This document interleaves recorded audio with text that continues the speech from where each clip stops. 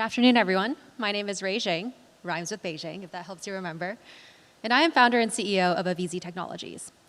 For most of us in this room, we're blessed with good vision, and this is how we see the world. But there are close to 4 million people living in the US today who can't see what you see because they have glaucoma. And when you have glaucoma, this is what your world becomes. At Avisi, we are working on a novel device called VisiPlate, an ultra-thin, multi-channel aqueous shunt, initially targeting 2.6 million moderate to severe glaucoma patients in the US. Today, I'll walk you through the market potential, the 510(k) pathway, tell you a little bit about the team, as well as overall where we're headed. We are commercializing the world's thinnest freestanding technology, a metamaterial, as it's known. So let me put that into context for you. Think of something ultra thin, like saran wrap. You can't pick saran wrap up very easily, right? It crinkles and it sticks to itself. Well, our technology is many hundreds of times thinner, and yet it's robust, freestanding, and it can recover from sharp deformations, making it highly suitable for minimally invasive surgeries.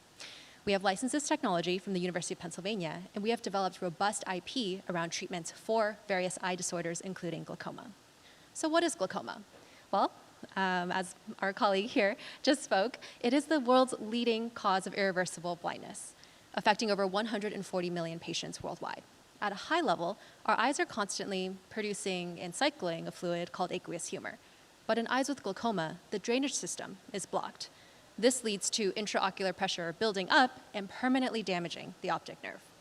Unfortunately, reducing intraocular pressure is the only way to prevent progression of disease. But when we take a look at current treatments, we notice that they fail at very high rates, from eye drops with high patient noncompliance to laser surgeries, gold standard manual surgeries, which both fail at close to 50%. Implants really are the best and last line of defense. This is where VisiPlate comes in. We're initially targeting moderate to severe glaucoma patients at over $1,000 average selling price per device. This is a multi-billion-dollar market opportunity. Coincidentally, in the microstent space, which we are playing in, this space is growing at over 19% year over year. Now, treatments for these patients in particular fail due to two key reasons: by occluding with scar tissue or being very large and invasive. Let's start with trabeculectomies. These are manual surgeries that have been around for over 100 years. They're not standardized, and they can have complications like overly low pressure, infections, bleeding, scarring, and leaking. Minimally invasive glaucoma surgeries, or MIGS, have arisen in popularity. These are thin tubes, the length and thickness of an eyelash. They can be easily injected into the eye, but unfortunately, they also clog, scar, and migrate. Now, tube shunts have been around for at least 2 decades. These are large drainage devices about the size and surface area of a nickel sitting in your eye, with complications like double vision or healthy tissue erosion. So with all this in mind, we developed VisiPlate, an ultra-thin shunt designed to avoid occlusion. And we do this by using non-fibrotic materials, meaning they don't scar, by having a multi-channel design to create outflow redundancy, and by having a surface area to maintain that drainage space over time. Our device is 5 microns in thickness. That's 20 times thinner than a human hair and up to 300 times smaller than some of the devices I just spoke about. Again, it's our patented technology that ensures handleability at this scale. We like to say VisiPlate is bottle-shaped, and we implant it in the subconjunctival space. That's between the clear membrane of tissue in your eye and the thick white layer. Pent-up aqueous will drain through multiple channels through VisiPlate's neck, coming to rest on VisiPlate's body. From there, the fluid will be slowly reabsorbed into surrounding tissue, thereby reducing pressure within the globe and protecting the optic nerve. We designed VisiPlate to overcome the trade-offs that we see continue to plague devices on the market and in the pipeline today. We are the only device with redundant multiple outflow pathways, meaning that we don't rely on a single outflow pathway that can be easily obstructed over time. In fact, we have over 80 outflow pathways in every which way. Secondly, we can maintain the drainage space over time. We have over 60 millimeters squared in surface area to keep that space open and ensure continual drainage. Last but not least, we use non-fibrotic materials, specifically alumina and perylene C, both of which have a long history of use in the human body. Preclinically, we have demonstrated sustained biocompatibility as well as IOP-lowering potential in the standard New Zealand white rabbit model. We have published this data in the peer-reviewed Journal of Material Science, Materials and Medicine, And at a high level, we've demonstrated that we can meet the FDA's performance thresholds and actually perform better than some predicate devices, for example, having 75% greater magnitude of reduction in intraocular pressure compared to the Zen gel stent, which was acquired by Allergan.